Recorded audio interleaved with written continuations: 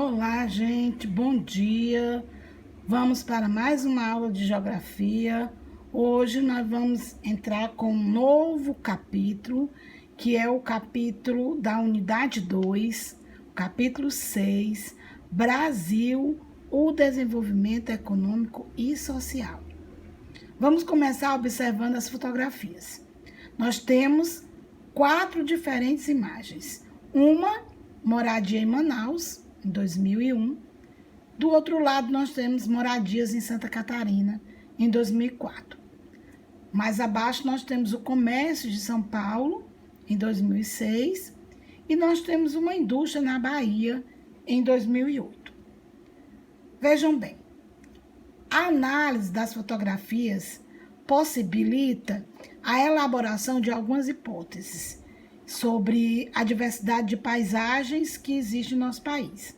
E, ao mesmo tempo, pode facilitar o desenvolvimento de questionamentos sobre as condições de vida em que a sociedade e as atividades são praticadas. Então, é mais um momento de reflexão sobre o nosso espaço geográfico, tendo por base algumas paisagens. Então, o crescimento econômico e a distribuição de riquezas no nosso país. Vamos ver. No decorrer do século XXI, o Brasil cresceu economicamente. Impulsionado por quem? Pelo processo de industrialização. Então, esse modelo de desenvolvimento é apoiado na exploração de mão de obra numerosa, que recebia baixos salários. Resultado? Por um lado, crescimento econômico expressivo, por outro, concentração de riqueza nas mãos de quem? De uma pequena parcela da população. Em função disso, afirma-se o quê? O processo de crescimento econômico brasileiro, ou o modelo de desenvolvimento aqui implementado, fez o quê? Excluiu a maior parte da população dos seus benefícios e concentrou renda e riquezas. Isso está evidenciado nas paisagens do nosso espaço geográfico. Para que um país tenha um bom nível de desenvolvimento, é necessário que os diversos setores produtivos, eles tenham crescimento e produzam riquezas. E é fundamental também que os resultados ou os benefícios desses crescimentos sejam distribuídos de forma equilibrada entre a população, ok? Então, é importante e necessário que haja conservação dos elementos naturais que estão presentes no nosso espaço geográfico. E o que ainda resta dos nossos ecossistemas naturais, eles precisam ser preservados. E aquilo que está quase degradado tem que ser recuperado. Então, assim, por exemplo, rios precisam ser despoluídos, áreas desertificadas precisam ser recompostas, trechos de mata devastados precisam ser reflorestados com espécies nativas. Então, tudo isso exige uma mudança no modo de vida e na produção e nos padrões de consumo. Então, muitos dos nossos hábitos precisam ser alterados. Exige-se que se pense nas questões socioeconômicas com as questões ambientais. Não há como separar, não dá para separar economia, sociedade e ambiente. Elas andam de mãos dadas. Então, desse modo, quando o governo e empresários forem estabelecer um projeto cujo objetivo seja propiciar aumento da produção, é preciso pensar se esse projeto irá beneficiar toda a sociedade e não apenas um pequeno grupo de pessoas. E se não irá agredir o ambiente. Se a degradação ambiental ocorrer, a própria natureza sofrerá as consequências, mas ela dá o troco. Então, os custos sociais, econômicos e ecológicos, por exemplo, da rodovia transamazônica, eles foram astronômicos, altíssimos. Somente 2.500 quilômetros da rodovia ficou pronto, ligando Aguiarnópolis a Lábrea, no Amazonas. Só esse trecho aí que foi aberto. O restante do projeto foi abandonado. Nessa fotografia que vocês estão vendo aí, onde o gado aí está pastoreando aí, né? Onde o gado, nessa área que ele está aí, é uma rodovia, né? Que não foi acabada. Quer dizer, essa fotografia de 2007 mostra o gado em uma área que deveria ser uma rodovia pavimentada. Crescimento econômico e populacional. É preciso considerar também que o crescimento econômico ele deve acompanhar o crescimento populacional. Se a população tem crescimento acentuado, sem que a economia do país e a distribuição de riqueza sejam adequadas às necessidades das pessoas, os problemas sociais vão surgir e vão ser agravados. Então, é importante ressaltar que o desenvolvimento é um resultado da combinação de crescimento econômico para redução das desigualdades sociais e distribuição mais justa das riquezas que são geradas pelo crescimento. Então, é necessário acrescentar ainda os fatores socioambientais e os de sustentabilidade. A noção de desenvolvimento ela precisa ser considerada sob a perspectiva de conservação dos ecossistemas naturais e das condições ambientais em geral. Há países que apresentam taxas anuais relativamente elevadas de crescimento econômico durante décadas, sem que a maioria da população se beneficie desse crescimento por meio de melhores salários e serviços de saúde, educação, transporte satisfatório, boas condições de moradia. O Brasil é um exemplo desse país, que durante anos apresentou um crescimento econômico elevado sem uma justa distribuição de renda, infelizmente. Se a gente observar essa imagem do Rio de Janeiro em 2006, ela está mostrando aí, no mesmo espaço geográfico, duas formas de viver, em arranha-céus e em favelas, né? Dois espaços em um só, certo? Se a gente observar aqui a distribuição de renda por faixa de 1977 até 2005, aí nós temos os 10% mais ricos, 40% intermediários, os 50% mais pobres. A porcentagem de renda por faixa em 1977, 52, 36, 12. De porcentagem de renda por faixa em 2005, 45, 31, 40,62, 14,7. Então, você vê qual a porcentagem de renda dos 10% mais ricos, né? E a porcentagem de renda dos 50% mais pobres. Né? Então, dá para a gente ver, né, em relação à distribuição de renda, o que ocorreu entre 1977 e 2005. Dá para a gente ver claramente por essa distribuição de renda. Quer dizer, os mais ricos continuaram, né, diminuíram um pouco, mas continuaram sempre com uma porcentagem maior. Os intermediários subiu um pouco mais, mas a classe mais pobre subiu muito pouco, entendeu? Então, a gente olhando isso aí, dá para a gente perceber, em relação à distribuição de renda, o que ocorreu em 1977 e o que ocorreu em 2005. Se observar essa charge aí é a distância entre os pobres e os ricos, né? Foi feita aí na Folha de São Paulo em 2007. A qual problema socioeconômico do Brasil o chargista está se referindo?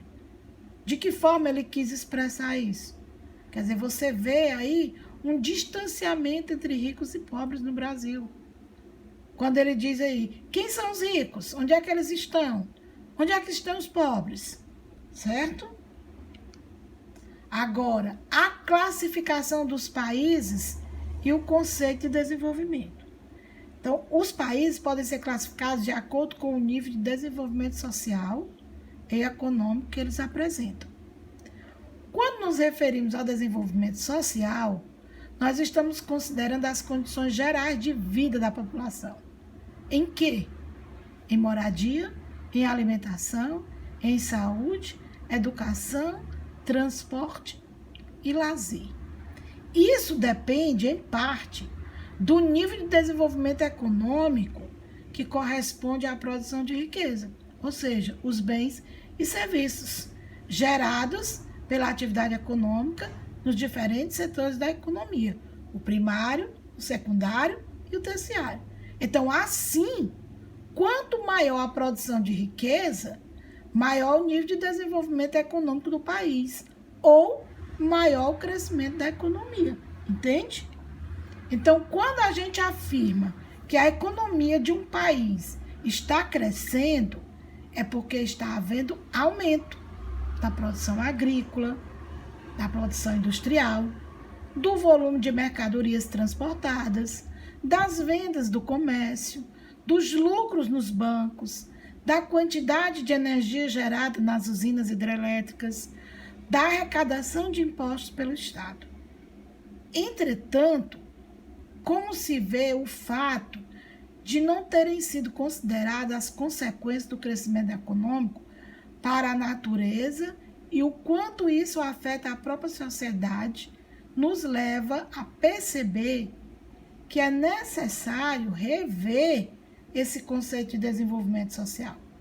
Então, só dessa forma, numa avaliação de nível de desenvolvimento socioeconômico de um país, torna-se imprescindível levar em conta as condições ambientais, qualidade das águas dos rios, conservação dos ecossistemas, condições do ar nas cidades, índice de coleta seletiva e reciclagem de lixo, por exemplo, né?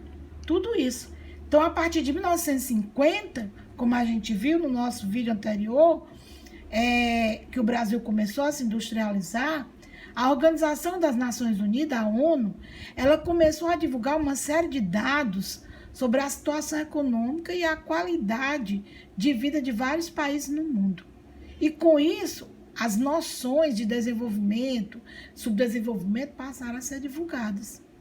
Então, o nível de vida das pessoas também dependem das condições do ambiente, dos ecossistemas, dos rios, do ar, etc.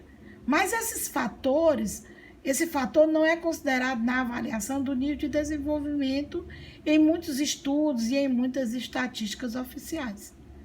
Então, os países desenvolvidos são aqueles que apresentam o quê? Grau elevado de desenvolvimento tecnológico e industrial, de produtividade agrícola, sistemas modernos de transporte e comunicação de alto índice de geração de energia. Então, a maior parte da população desses países desfruta de boa qualidade de vida e boa formação educacional e profissional. No entanto, o modelo de desenvolvimento desses países não deve ser encarado como referência para os outros, não. Porque, uma vez que os problemas ambientais são consequências importantes desse modelo. Quantas árvores foram derrubadas? Quantos rios foram poluídos? O que foi que eles fizeram? Eles despoluíram? Como é o ar das cidades?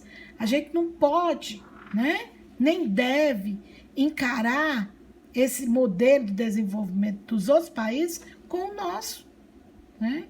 Em quase todos os países subdesenvolvidos, há fortes contrastes sociais, decorrente de quê? Em boa parte da má distribuição de renda. O valor do salário mínimo é um indicador dessas diferenças, que é estabelecido pelo governo. Esse salário deveria garantir as condições mínimas de sobrevivência, quando a gente sabe que não supre as necessidades, né?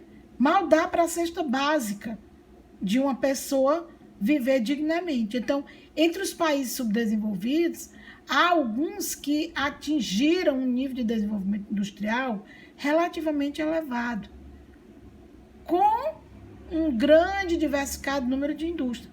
São exemplos, por exemplo, do Brasil, do México, da Argentina, da China, né? Então, nós temos aí uma imagem, por exemplo, da colheita de beterraba para a produção de açúcar, lá na Califórnia, nos Estados Unidos, em 2006. Pobreza e miséria. O nível de pobreza ou miséria de uma população é medido pela sua renda. São considerados pobres numa sociedade as pessoas que não têm rendimento suficiente para fazer as suas necessidades básicas, né? Para satisfazer as suas necessidades básicas, como, por exemplo, comer, alimentação, ter onde morar, ter saúde, ter educação, ter transporte. São considerados miseráveis as pessoas que não têm rendimento suficiente para satisfazer sequer as necessidades alimentares, né? Porque a gente sabe que tem muita gente que mora na rua. Então, a pessoa não tem o que comer, né? Isso aí, né, é uma pessoa miserável. Vejam essa fotografia. A favela na Vila Retiro, né, uma área de moradia carente, em Buenos Aires, na Argentina. Isso aqui não é no Brasil. Isso é uma favela, né, uma área de moradia de pessoas carentes na capital argentina, em Buenos Aires. Essa fotografia é de 2001. O IDH. O que é IDH? Índice de Desenvolvimento Humano. O Brasil e os países subdesenvolvidos. Bom, o IDH, como eu já expliquei, que é o Índice de Desenvolvimento Humano, é um indicador que é estabelecido pela a Organização Mundial de Saúde, ou a Organização Nacional, a ONU, a Organização das Nações Unidas, para avaliar o nível de desenvolvimento econômico e social dos países. Então, esse índice leva em conta o quê? A expectativa ou esperança de vida ao nascer, ou seja, a qualidade de anos que as pessoas poderão viver, considerando as condições de moradia, saúde e alimentação. Quer dizer, vai viver 20, 30, 40, 50 anos? Isso é a expectativa de vida ao nascer. O grau de conhecimento, baseado nas taxas de alfabetização de adultos e na taxa de matrículas das escolas. Quer dizer, o índice de escolaridade é o grau de conhecimento. O PIB, que é o Produto Interno Bruto, per capita, por cabeça. O PIB per capita ajustado. Ou seja, o Produto Interno Bruto que o Brasil produz dentro do país, quando cada pessoa gasta, quanto cada pessoa custa. Ou seja, a soma das riquezas gerada no período de um ano, que é dividido pelo número de habitantes que o país possui. E isso vai ser ajustado ao poder de compra da população. Isso é o PIB per capita. Você soma as riquezas que foi gerada num ano, divide pelo número de habitantes do país, ajustando já o que ele vai poder comprar, né? Isso é o PIB per capita. Os valores do IDH, eles situam-se entre 0, que é o mais baixo, e 1, que é o mais alto.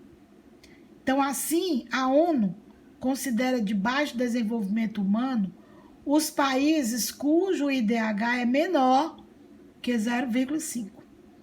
De médio desenvolvimento humano, os valores que estão entre 0,5 e 0,799. E de alto desenvolvimento, aqueles cujos valores são superiores a 0,8. Então, entretanto, uma falha que poderia ser apontada nesse critério de classificação é o fato de considerar o PIB per capita apenas uma média, mesmo que ajustado, para refletir o poder de compra em cada país. Por exemplo, essa imagem, você vê um garoto vendendo comida para ajudar o sustento da família na Índia, país que possui um IDH médio, apesar de apresentar graves problemas sociais e econômicos, certo? Então, ao se dividir a soma de todas as riquezas que foi gerada no período de um ano pela população total do país, ocultam-se aí as desigualdades de rendas existentes na sociedade. A própria ONU, reconhecendo esse fato, diminuiu o peso do PIB per capita na elaboração dos cálculos para o IDH a partir de 1999.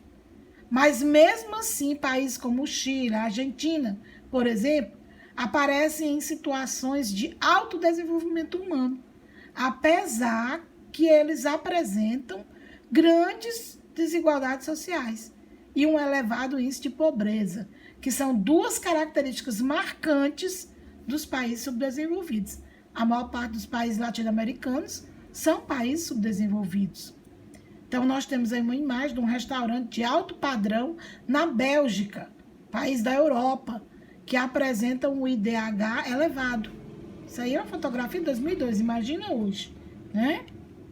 Então, o desenvolvimento e a questão ambiental, que é isso? Rios poluídos, crateras enormes no solo que resultam na exploração de minérios e erosões, que são as vossorocas, áreas de vegetação naturais devastadas, poluição atmosférica nas grandes cidades, chuva ácida, né, em São Paulo, causadas pelas indústrias, pelos automóveis. Isso são marcas, né, na paisagem do desenvolvimento econômico sem planejamento. Você vê aí nessa imagem uma área devastada pela exploração de minérios em Paranapebas, no Pará, né? Nas minas de ouro, de prata, de cobre, manganês. Não há um planejamento. Aí ficam essas crateras abertas que prejudicam, são as crateras enormes no solo que vai resultar dessa exploração de minério e que vai trazer erosões para aquela região. Pobreza e meio ambiente. A natureza tem seus limites, né?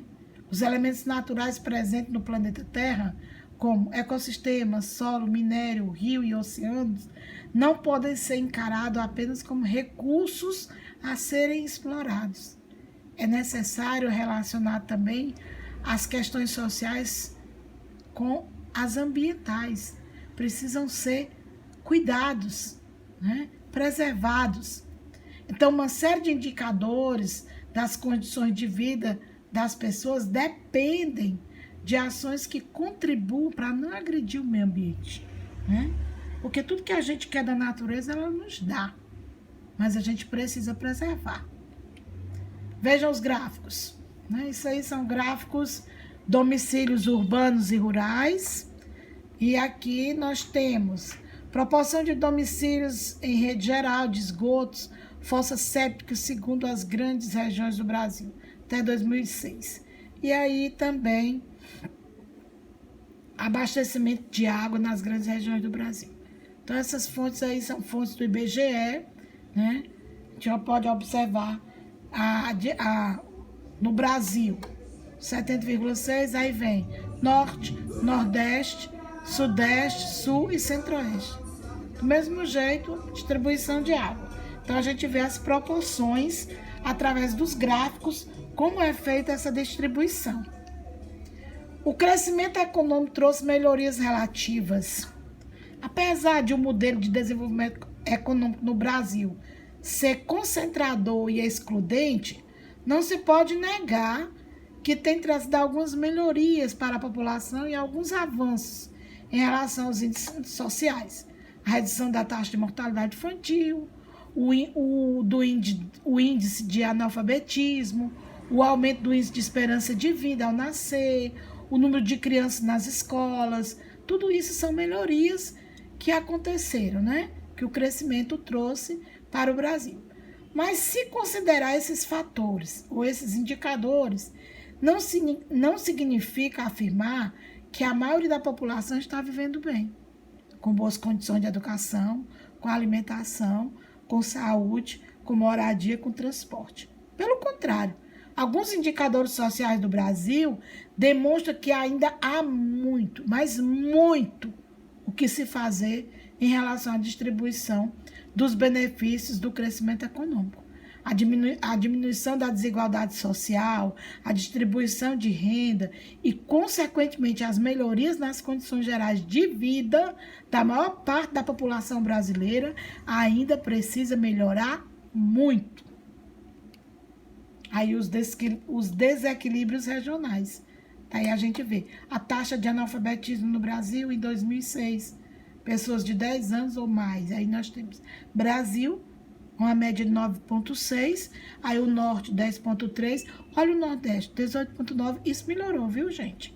Sudeste, Sul e Centro-Oeste, quer dizer, o Nordeste apresenta-se o maior índice, né, da taxa de analfabetismo no Brasil. Então, a análise do gráfico permite constatar um aspecto importante da realidade social e espacial do Brasil. Trata-se do fato das relativas melhorias terem ocorrido de maneira diferenciada. Por exemplo, a região Centro-Oeste, principalmente as regiões Sudeste e Sul, apresentam indicadores sociais melhores do que o Norte e o Nordeste, que apresentam os piores indicadores. Então, é importante ressaltar que as diferenças em relação aos indicadores sociais também se verificam em nível local. As periferias e as áreas de favelas das grandes cidades do Sudeste, elas apresentam indicadores piores que os bairros mais centrais. Quer dizer, dentro da mesma cidade. É importante a gente ver isso, que às vezes tem, né, as diferenças dos indicadores sociais dentro da própria cidade, né? As periferias, as favelas, têm um indicador e o centro tem outro tipo de indicador. Então, apesar dos indicadores sociais brasileiros terem melhorado nos últimos anos, há ainda muito o que se fazer. Isso se torna evidente quando se a gente comparar alguns indicadores brasileiros com os de outros países que têm, por exemplo, o mesmo PIB per capita que o Brasil, que é equivalente aos nossos indicadores sociais que estão piores do que eles. Se a gente vê, nós vamos ter países com o mesmo PIB per capita nosso que apresentam indicadores sociais bem melhores que o Brasil. Então, tem alguma coisa errada aí. Fatores que agravam as desigualdades de renda. A desigualdade de renda, ela é resultado principalmente das diferenças salariais, que por sua vez refletem uma situação também desigual em termos educacionais. Os mais pobres têm menos anos de estudo e recebem um salário de pior qualidade, né? A gente sabe que essa desigualdade de renda é muito comum no Brasil, até entre a questão de homens e mulheres, né? Há essa desigualdade também, né? Nem só em termos educacionais, né? Então, o nível de escolaridade acaba sendo transmitido de uma geração para outra. Então, enfim, as famílias com bom nível de escolaridade formaram seus filhos nas mesmas condições ou melhores. Da mesma forma, quem não teve acesso à educação não terá condições de oferecer aos seus filhos. Então, disso decorre a necessidade de se alterar o sistema educacional de alguns países. Para quê? Para que os filhos de famílias de baixo nível de escolaridade e de baixa renda possam também ter formação, apesar que o Brasil já começou a melhorar em alguns anos, de alguns anos para cá, né? Hoje você tem pessoas que de baixo nível, digamos, diferenças de salário, mas que conseguiu formar os filhos, né? De primeira era mais difícil, só a população que tinha mais acesso que formava os seus filhos. Então, um dos fatores que contribuíram para a baixa escolaridade das pessoas de baixa renda é o trabalho infantil, que ainda é muito preocupante no Brasil.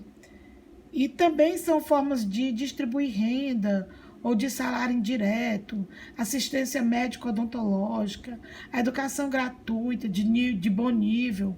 Os problemas na distribuição de renda estão relacionados também com os impostos, o valor dos impostos que incidem sobre a produção, sobre a comercialização de mercadorias, e frequentemente é alto nos países subdesenvolvidos. Então, um Estado mais atuante nas áreas da saúde, da educação, da moradia, por exemplo, pode melhorar e muito as condições de vida da população. Observe a charge. que o chargista quis expressar. Nós temos aí no meio do deserto, né? No meio de um areal, né? Uma mesa farta, e as pessoas, né? Os repórteres aí, atrás de pegar alguma, saber o que é que eles... Senhores, a ideia é criarmos um conselho que coloque em prática medidas efetivas contra o desmatamento. Aí onde é que eles estão. Olha o desmatamento. Quer dizer, o que é que ele quis dizer com essa charge, certo? Então, obrigado. Vamos à aula.